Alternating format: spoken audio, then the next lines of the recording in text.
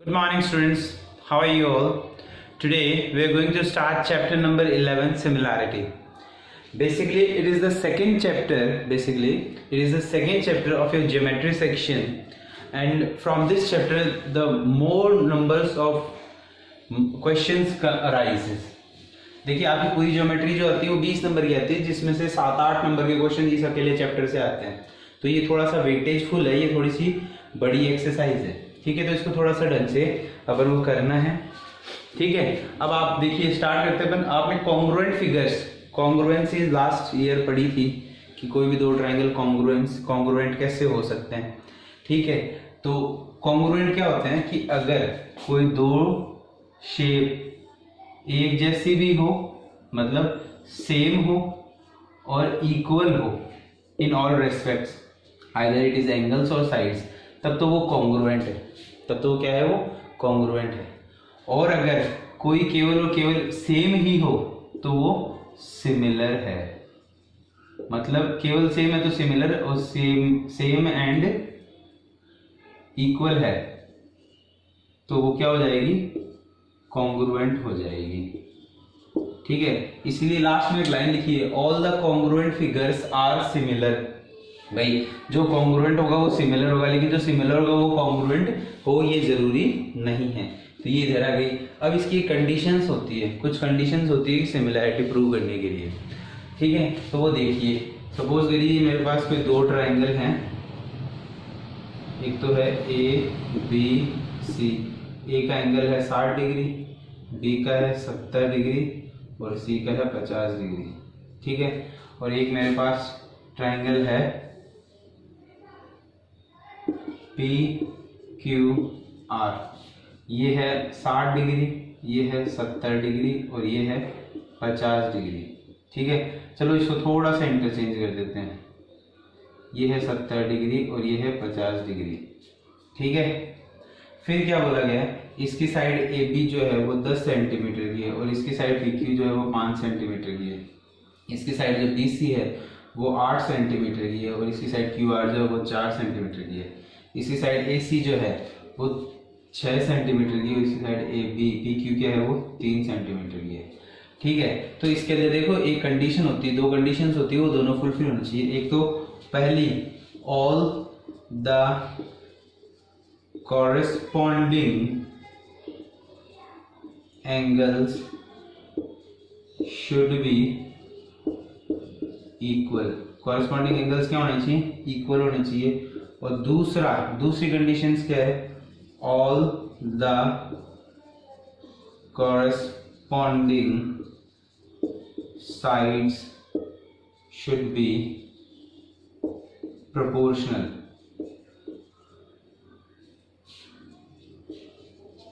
ये साइड्स क्या होनी चाहिए, प्रोपोर्शनल होनी चाहिए। मतलब कहने का क्या हो गया, एंगल A जो है वो एंगल P के इक्वल हो गया,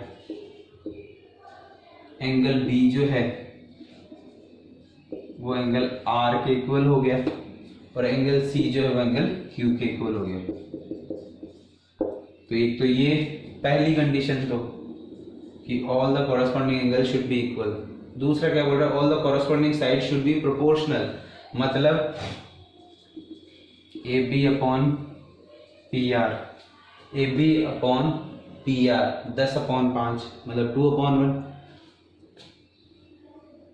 दूसरा है आपके पास BC upon QR, BC upon RQ, BC upon RQ, ये कितनी हो जाएगी 8/4 मतलब 2/1। और तीसरा आपका AC अपॉन PQ, ये कितना हो जाएगा आपका 6/3, तो ये भी 2/1।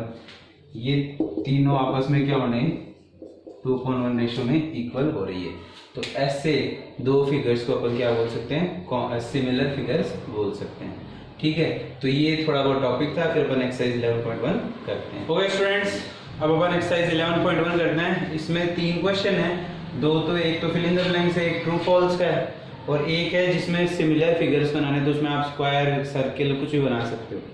अब देखिए क्या क्या दिया हुआ है, ऑल द सर्किल्स आर, सारे सर्किल्स कैसे होते हैं वो देखो, सब उनकी शेप एक जैसी होती है, तो वो क्या होंगे, वो सब सिमिलर होंगे, क्या होंगे, सिमिलर। ऑल द स्क्वायर, अब स्क्वायर में क्या होगा, साइड बड़ी छोटी आ सकती है, बट उनके एंगल सबके सेम रहेंगे तो वो भी क्या होंगे, सिमिलर होंगे।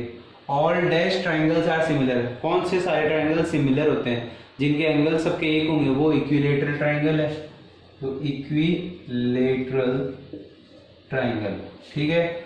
To polygons of same number of sides are similar if, अब देखिए मैंने अभी आपको एक कंडीशंस पढ़ाई थी, तो वो कंडीशंस यहाँ पे आएगी। पहले ऑल देयर कॉरेस्पॉन्डिंग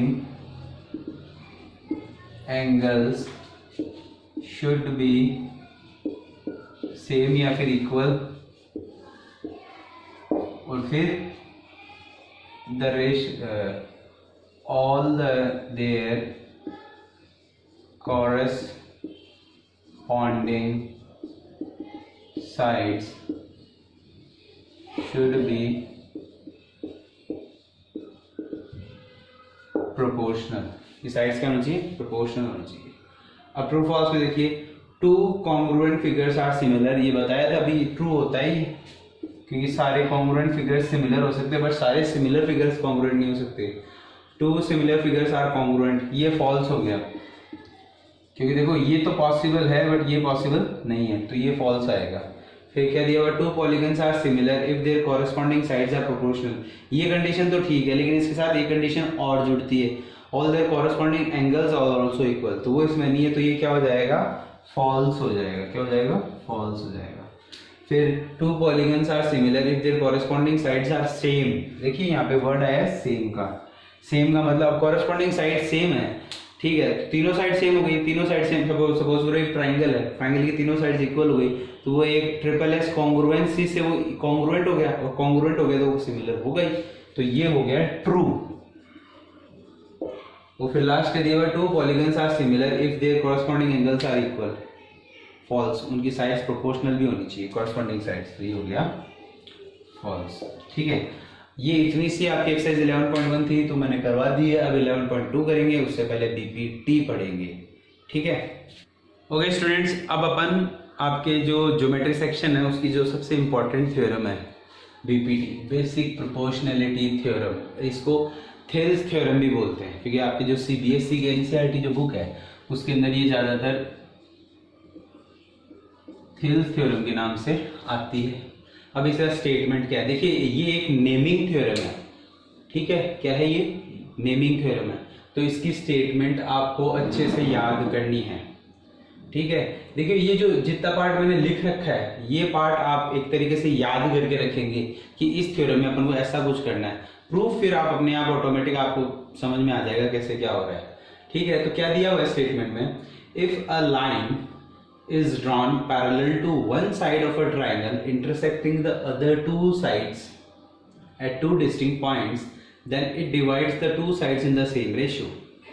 मतलब क्या हुआ कि जैसे ये लाइन DE है, वो इस साइड BC के पैरेलल ड्रॉ करी गई है, कोई दो साइड्स को इंटरसेक्ट करते हुए, ठीक है। AB और AC को ये D और E डिस्टिंक्ट पॉइंट्स पे इंटरसेक्ट कर रही है, और लाइन DE जो है वो BC के पैरेलल है, लाइन DE जो है वो BC के पैरेलल है।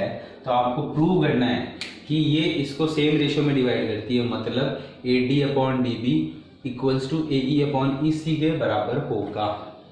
क्लियर है बात। तो गिवन क्या हो गया, in triangle ABC DE is parallel to BC, DE intersects AC, AB and AC at D and E, और प्रूफ आपने लिख लिया। अब इसमें कंस्ट्रक्शन करना पड़ेगा आपको, और ये याद रखना है, लास्ट टाइम भी मैंने आपको बताई थी ये चीज़।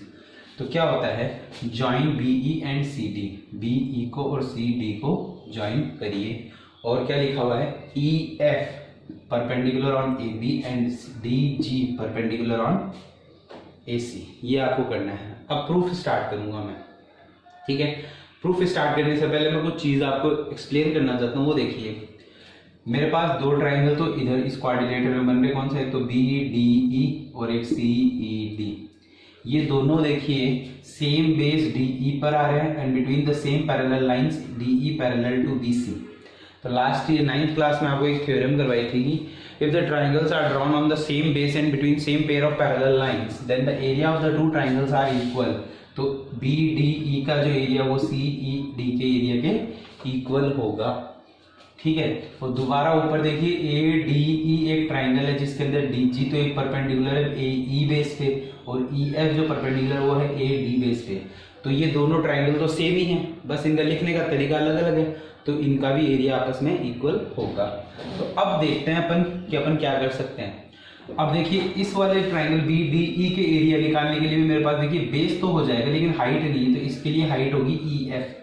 इसके लिए हाइट क्या होगी ई एफ। और आपने देखो छोटी क्लासेस में जब area of triangles first time पढ़ा था तो आपने ऐसा एक ऑब्ट्यूज एंगल ट्राइंगल देखा था, उसके एरिया के लिए आप परपेंडिकुलर कहीं बाहर पे डालते थे।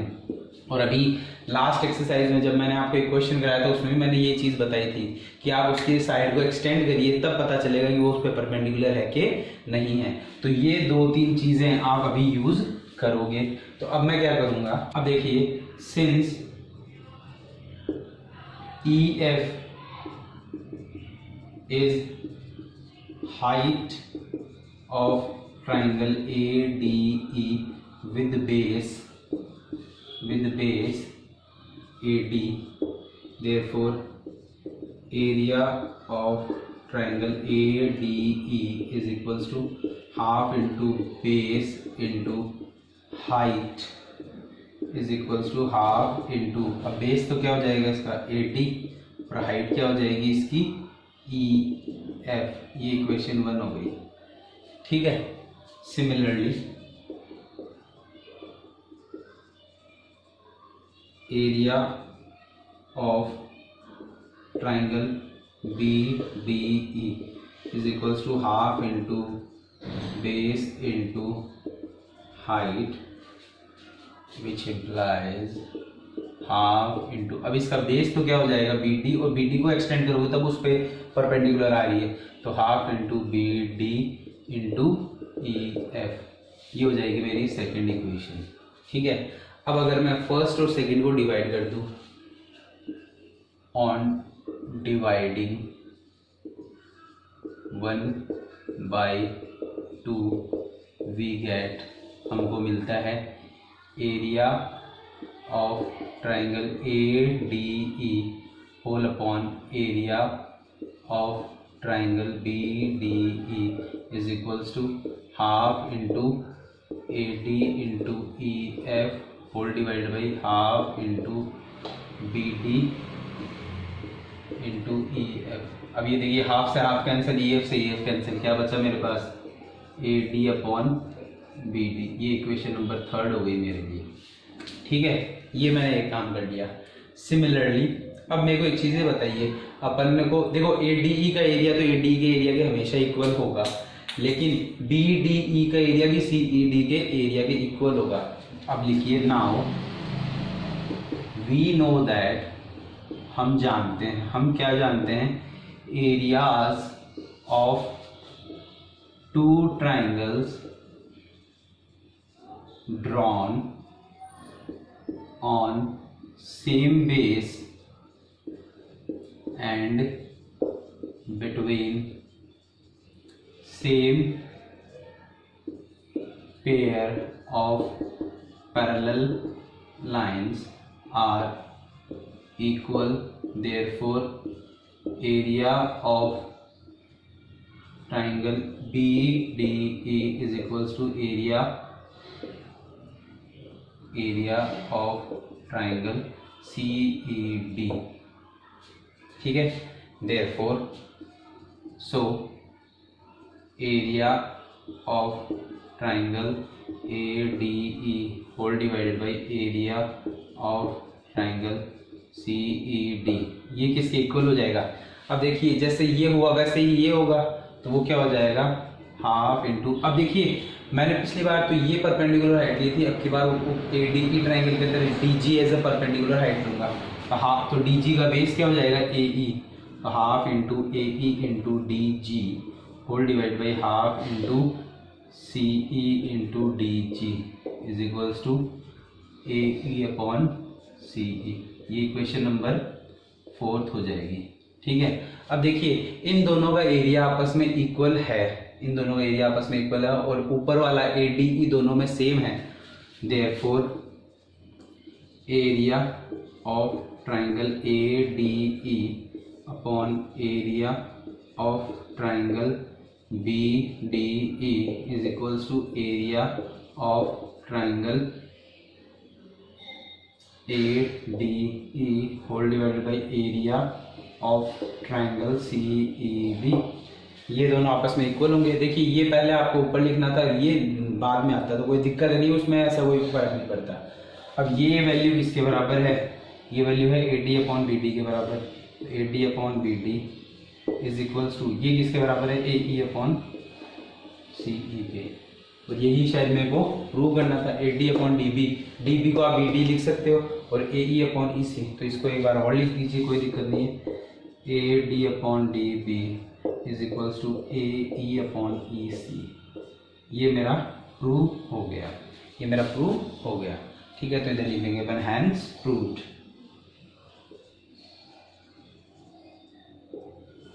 ठीक है, देखिए इससे मैं दो रिजल्ट्स और भी बना सकता हूँ। वो क्या बना सकता हूँ, AD अपॉन AB। पहला क्या रिजल्ट बना सकता हूँ, AD upon AB is equals to AE upon AC। और दूसरा एक रिजल्ट और बना सकता हूँ, वो क्या दूसरा क्या बना सकता हूँ, AB upon DB। AB upon DB is equals to AC upon EC। ये मैं दो रिजल्ट्स इंपॉर्टेंटली और बना सकता हूँ। अभी इसमें नहीं करना, आपको ये लिखना नहीं है, लेकिन आप ये यहाँ तक ही करोगे, क्योंकि अगर ये थ्योरम आती है, क्योंकि देखो अगर ये चैप्टर इंक्लूड होता है आपके सिलेबस में इस साल, ठीक है, तो पेपर में डायरेक्ट क्वेश्चंस वो आएंगे जो फेवरेबल है, और ये फेवरेबल क्वेश्चन है। ठीक है, तो इसको आप अच्छे से तैयार करिए इस थ्योरम को, और इस थ्योरम से ही आपका पूरा एक्सरसाइज होगा। क्लियर है बात। अब इसकी एक कन्वर्स थ्योरम भी आती है। लास्ट ईयर भी मैंने आपको कन्वर्स थ्योरम करवाई थी, जैसे मिड पॉइंट की कन्वर्स थ्योरम करवाई थी, वैसे ही इसकी भी एक कन्वर्स थ्योरम होगी। वो क्या होगी, कन्वर्स थ्योरम में क्या बोलता है कि अगर कोई दो साइड्स आपस में प्रोपोर्शनल है, सेम रेशियो में डिवाइड कर रही है कोई लाइन कोई दो साइड्स को, तो वो साइड इसके पैरेलल होगी। मतलब कि if AD upon DB equals to AE upon EC then DE is parallel to BC। ये आपको प्रूव नहीं करना, बस ये याद रखना, क्योंकि कन्वर्स अपन क्वेश्चंस में डायरेक्ट यूज करेंगे। ठीक है, अब अपन एक्सरसाइज करते हैं। ओके स्टूडेंट्स, अब अपन क्वेश्चन नंबर फर्स्ट कर रहे हैं एक्सरसाइज 11.2 का। क्या दिया हुआ है कि ABC एक ट्राइंगल है जिसके अंदर DE जो लाइन है वो BC के पैरेलल है। ठीक है, और आपको एक कंडीशन दे दी कि AD है 6 सेंटीमीटर का, DB है 9 सेंटीमीटर का, AE है 8 सेंटीमीटर का, तो AC की लेंथ आपको फाइंड करनी है। ठीक है, तो आपको पता है since by basic proportionality theorem AD upon DB is equals to AE upon EC ये होता है। लेकिन मेरे को वैल्यू किसकी चाहिए, AC की। अब मेरे को एक चीज़ ये बताइए, आप AC को क्या लिख सकते हो, AE प्लस EC लिख नहीं सकते क्या?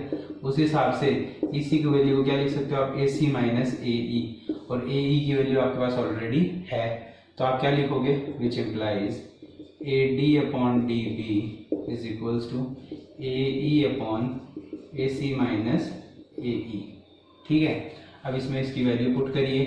AD की जगह पे क्या लिखोगे आप 6 अपॉन DB की जगह क्या लिखोगे आप 9 इज इक्वल्स टू AE की जगह आप क्या लिखोगे 8 अपॉन AC माइनस 8। अब क्रॉस मल्टीप्लाई करिए इसको, तो 6 into AC minus 8 is equals to 9 into 8। ठीक है, अब इसको मल्टीप्लाई कर दीजिए, 6 AC is equals to 8 6 minus 48 is equals to 8 9 72, which implies AC is equals to 72 plus 48, 6 AC is equals to 72 plus 48, which implies AC is equals to 72 और 48 को add करिए, ये आपका आ गया 120 होल डिवाइडेड बाई 6, तो ये हो गया 20 सेंटीमीटर। ठीक है, इस तरीके से बचे हुए क्वेश्चन आप सॉल्व करेंगे। अब सेकंड क्वेश्चन देखिए, सेकंड क्वेश्चन में आपको कुछ वैल्यूज दी हुई है और आपको चेक करके बताना है कि क्या DE और BC पैरेलल है या नहीं है। तो ये यहाँ पे मैं कन्वर्स ऑफ BPT यूज करूंगा। अब मेरे को यहाँ पे देखो क्या दिया हुआ, AB की लेंथ दी हुई है, AD की लेंथ दी हुई है, फिर AE की लेंथ दी हुई है और AC की लेंथ दी हुई है। अब आपको चेक करना है कि क्या ये पैरेलल है या नहीं है। ठीक है, तो अब क्या लिखेंगे अपन, AD अपॉन DB की वैल्यू निकालूंगा। अब DB की वैल्यू मेरे को दी भी नहीं है तो कैसे निकालेंगे, AB माइनस AD करके, तो क्या लिख दूंगा मैं, A D upon A B minus A D कर दूंगा। तो ये कितना हो जाएगा, ए डी की वैल्यू क्या है मेरे पास 8 और ए बी की वैल्यू क्या है 12 माइनस 8, तो ये हो गया 8/4, तो ये हो गया 2/1। सिमिलरली मैं उधर भी यही वैल्यू निकालूंगा ए ई अपॉन ई सी की। तो ए ई तो है मेरे पास, चलो कोई दिक्कत नहीं, लेकिन ई सी नहीं है, तो ई सी मैं कैसे निकालूंगा, ए सी माइनस ए ई करके, ए सी माइनस ए ई करके। तो ए ई कितना है मेरे पास 12 और ए सी कितना है मेरे पास 18, तो 18 माइनस 12, तो ये कितना हो गया 12/6, तो ये भी हो गया 2/1। अब सिंस इनका रेशियो आपस में इक्वल है, so DE is parallel to BC। DE किसके पैरेलल हो गए, BC के पैरेलल हो गए, ठीक है। अब सेम इधर करूंगा मैं, AB की वैल्यू दी हुई आपको 5.6 और AD की वैल्यू दी हुई 1.4 और दोबारा क्या दिया हुआ है, AC की वैल्यू दी हुई है और AE की वैल्यू दी हुई है। तो अपन सबसे पहले क्या निकालेंगे, AD upon DB, AD upon DB निकालूंगा, तो AD अपॉन DB क्या हो जाएगा, AD अपॉन, अब DB की वैल्यू है क्या आपके पास, नहीं है, AB की और AD की है, तो DB कैसे निकालोगे आप, AP माइनस AD करके। अब AD कितना है आपके पास में 1.4 अपॉन AB कितना है आपके पास 5.6 माइनस 1.4, तो ये कितना हो गया 1.4 अपॉन 5.6 माइनस 1.4, तो ये कितना आ जाएगा आपका 4.2। तो इसको आप सॉल्व करोगे तो ये आएगा 1/3, ठीक है। फिर आप दूसरा निकालोगे AE अपॉन EC, तो AE अपॉन EC निकालने के लिए क्या लिखोगे, AE upon AC minus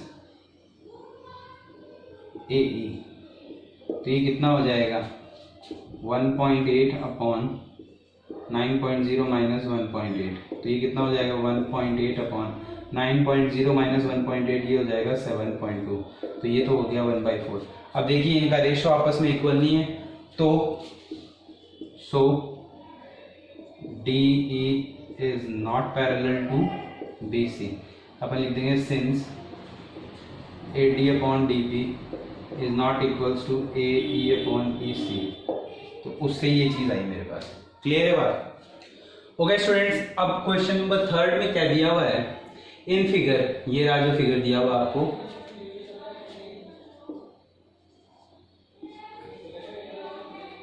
L, M and N are points on OA, OB and OC such that LM is parallel to AM। LM तो क्या है, AM के पैरेलल है। फिर दोबारा क्या दिया हुआ है, LN is parallel to AC, ठीक, सॉरी।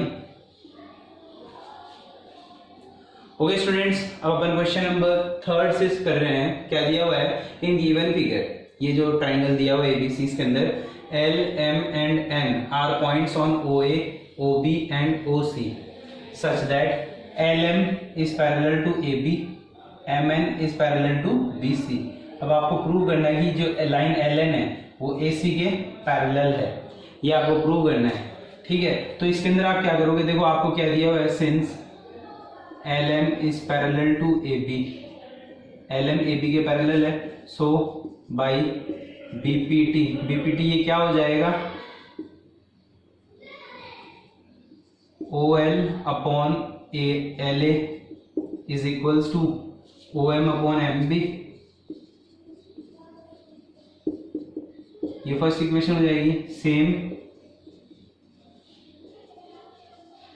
सिमिलरली MN जो है वो किसके पैरेलल है, BC के, MN parallel to BC, so by BPT OM upon MB is equals to ON upon NC।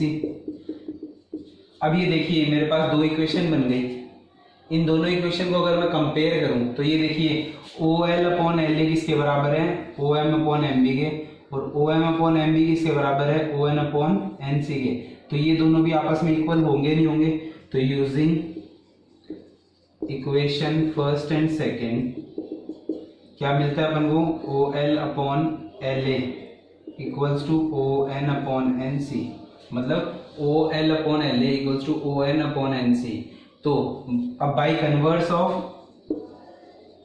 BPT BPT का जो अगर मैं कन्वर्स लगाता हूँ, बीपीटी का कन्वर्स क्या बोलता है कि अगर ये इसके पैरेलल, रेशियो इनका सेम आ रहा है तो ये लाइन इसके पैरेलल होगी, तो so LN is parallel to AC। और यही मेरे को क्या करना था, प्रूव करना था।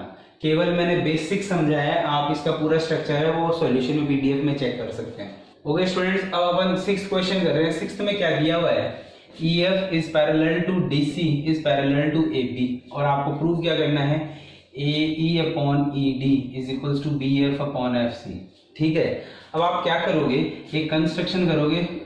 कंस्ट्रक्शन क्या करोगे, ज्वाइन AC को ज्वाइन कर दोगे,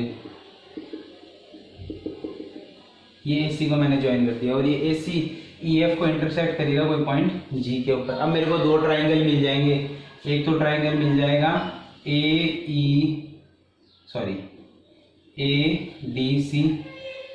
और एक ट्राइंगल मिल जाएगा मेरे को CBA। ठीक है, अब देखिए इस ADC ट्राइंगल के अंदर जो साइड EG है वो किसके पैरेलल आ गई, DC के पैरेलल आ गई। EG किसके पैरेलल आ गई, DC के। तो बाई BPT क्या हो जाएगा मेरे पास, AE upon ED is equals to AG upon GC। ये मेरी इक्वेशन 1 बन जाएगी। क्या बन जाएगी, इक्वेशन 1। और इस वाले ट्राइंगल के अंदर मेरे पास GF is parallel to AB हो गया। GF किसके पैरेलल हो गया, AB के। तो मेरे पास क्या आ जाएगा, FC upon BF is equals to GC upon AG। अब अगर मैं इसको रेसिप्रोकल करता हूं तो मेरे पास क्या आ जाएगा, BF upon FC is equals to AG upon GC। ये मेरी इक्वेशन 2 हो गई। देखो इसको मैंने रेसिप्रोकल क्यों किया, इसको रेसिप्रोकल करता हूं तो देखो इधर भी AG अपॉन GC आ जाएगा, इधर भी AG अपॉन GC आ जाएगा। तो ये जब दोनों आपस में इक्वल हैं तो इनके ये भी आपस में इक्वल होंगे। देयरफॉर AE अपॉन ED किसके बराबर आ जाता है, BF अपॉन FC के बराबर आ जाता है। और यही मेरे को प्रूव करना था। ठीक है, इसका भी आप पूरा सॉल्यूशन PDF में से देख सकते हैं। ये इसका बेसिक स्ट्रक्चर है क्वेश्चन का। ओके स्टूडेंट्स, अब अपन क्वेश्चन नंबर 5 कर रहे हैं। 5th क्वेश्चन में देखिए क्या दिया हुआ है कि DE जो है वो पैरेलल है BC के, ठीक है, और CD जो है वो पैरेलल है EF के। अब आपको प्रूव करना है कि AD square is equals to AB into AF, ये आपको प्रूव करना है। ठीक है, तो अब देखो आपको दो पैरेलल लाइंस दी, एक तो DE और BC। तो ये तो ट्राइंगल ABC के अंदर है। So in triangle ABC DE is parallel to BC।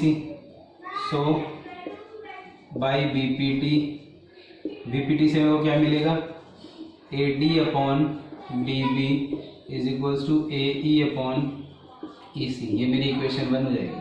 अब मेरी दूसरी पैरेलल लाइंस कौन सी है, EF और CD। तो इसमें ट्राइंगल जो बन रहा है वो क्या है, ADC ट्राइंगल बन रहा है। So now in triangle ADC क्या दिया हुआ है, EF is parallel to CD, EF is parallel to CD। So by BPT क्या हो जाएगा, AF upon FD is equals to AE upon EC। ये मेरी सेकंड इक्वेशन हो जाएगी। ठीक है, अब इधर देखिए सबसे पहले प्रूफ के अंदर इसमें देखिए एक तो है AD, एक है AB और एक है AF। ये तीनों ही लाइंस AB लाइन के ऊपर आ रही है। तो जो आपको चेंज करना है वो सब AB के अंदर चेंज करना है। मतलब अब इधर देखिए ये AE अपॉन EC है और ये भी AE अपॉन EC है। ये दोनों इक्वेशंस में है, तो ये आपस में इक्वल होंगे नहीं होंगे, हो जाएंगे। So using equation first and second, first और सेकंड को अगर यूज करता हूँ तो मेरे को क्या मिल जाता है, AD upon BD is equals to AF upon FD। ठीक है, अब इधर देखो मेरे को जो सॉल्यूशन में चाहिए वो क्या क्या चाहिए, AD चाहिए, AD है, AF चाहिए, AF है, AB चाहिए लेकिन AB नहीं है, यहाँ पे BD और FD आ रहा है। तो बी डी और एफ डी को मैं अगर +1 कर देता हूँ, बी डी में +1 करता हूँ, मतलब ए डी बी डी में ऐड करता हूँ, तो बी डी में जब ए डी ऐड होता है तो ए बी में चेंज हो जाएगा, तो मेरे को ए बी भी चाहिए आ जाएगा। और एफ डी के अंदर मैं ए एफ ऐड करता हूँ, एफ डी के अंदर मैं ए एफ ऐड करता हूँ, तो मेरे को क्या मिल जाएगा, ए डी मिल जाएगा, तो मेरा काम आसान हो जाएगा। तो अब इसको करने के लिए मैं क्या करता हूँ, रेसिप्रोकल करता हूँ, रेसिप्रोकल। तो ये कितना हो जाएगा, B D upon A D equals to F D upon A F. अब इनके अंदर ऐड 1 बोथ साइड, दोनों तरफ 1 ऐड कर दूंगा, तो मेरे पास क्या मिलेगा, B D upon A D +1 is equals to F D plus A F +1। ठीक है, मैंने दोनों ही तरफ 1 ऐड कर दिया। तो अब मेरे पास इक्वेशन क्या चेंज हुआ, B D plus A D upon A D is equals to F D plus A F upon A F. ठीक है, अब मेरे को ये बताइए, B D plus A D कितना हुआ, B D plus A D A B के बराबर, A B upon A D is equals to, और ये कितना हो गया, A F plus F D A D के बराबर, A D upon A F. Cross multiply करिए इनको, A B into A F is equals to A D into A D square, और यही आपको प्रूव करना था। क्लियर है बात? ओके स्टूडेंट्स, अब अपन 7th क्वेश्चन कर रहे हैं। 7th क्वेश्चन में क्या दिया हुआ है, ABCD इज अ पैरेललोग्राम, मतलब ABCD क्या एक पैरेललोग्राम है। पैरेललोग्राम में क्या होता है, opposite sides are parallel and equal.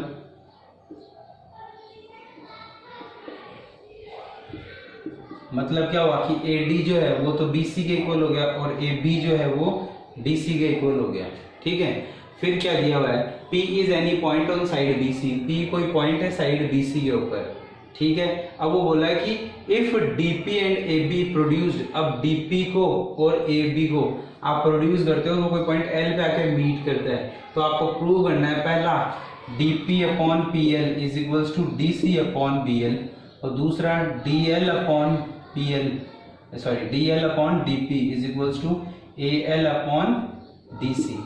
ये आपको प्रूव करना है। ठीक है, तो अपन प्रूव करना स्टार्ट करते हैं। उससे पहले सबसे पहले तो मैं ये ट्राइंगल ले लेता हूँ ALD, तो मैंने लिख दिया इन ट्राइंगल ALD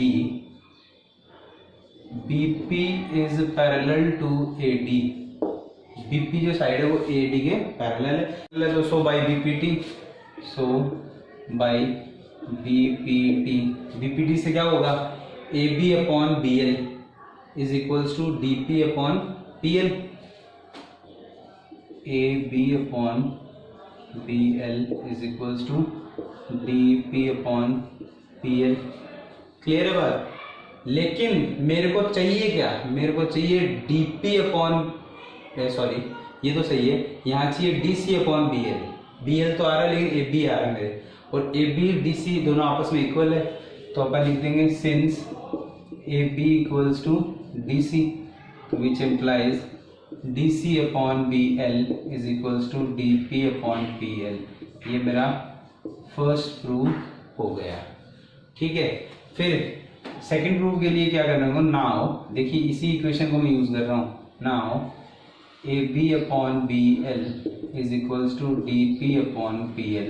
तो इसको मैं अगर रेसिप्रोकल करूँ तो मेरे को क्या मिलेगा, BL upon AB is equals to PL upon DP। क्योंकि देखिए मैंने ऐसा चेंजेस क्यों किया, क्योंकि देखो इसके अंदर मेरे को AB लाइन चाहिए सेकंड प्रूफ के अंदर, ठीक है, और दूसरा मेरे को DC चाहिए, और DC तो क्या BC AB के इक्वल है ही, तो मैं क्या करूंगा, इधर रेसिप्रोकल करने के बाद में दोनों तरफ ऐड कर दूंगा 1, ऐड 1 टू बोथ साइड, दोनों तरफ 1 ऐड कर दूंगा, मतलब BL upon AB +1 is equals to PL upon DP +1।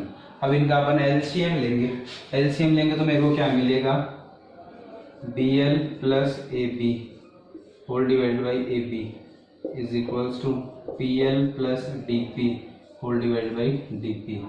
अब मेरे को बताइए BL प्लस AB, ये AL के बराबर नहीं है क्या, है, तो ये लिख दिया AL upon AB is equals to P L plus D P, ये डी एल के बराबर नहीं है तो ये हो गया D L upon D P. अब देखिए वो प्रूफ के अंदर D L upon D P तो आ रहा है और A L upon A B आना यहाँ आ रहा है मेरे, और चाहिए मेरे को डी सी, और डी सी किसके इक्वल है, ए बी के, तो अपन लिख देंगे A L upon D C is equals to D L upon D P. ये भी मेरा प्रूफ हो गया, ठीक है, तो हैंस प्रूव्ड। ठीक है, तो स्टूडेंट्स अब और लेंथी ना करूंगा वीडियो को, तो अब जो भी बचे हुए क्वेश्चंस हैं वो आप खुद से करिए, नहीं आए तो मेरे से आप पर्सनली व्हाट्सएप करके पूछ सकते हैं, नहीं फिर डाउट क्लास में आप पूछ सकते हैं। तो अब ये एक्सरसाइज आप कंप्लीट करिए 11.1 और 2, ये थ्योरम जो आपको बीपीटी करवाई थी इसको अच्छे से तैयार करिए और नेक्स्ट एक्सरसाइज में अपन 11.3 करेंगे। Okay, thank you.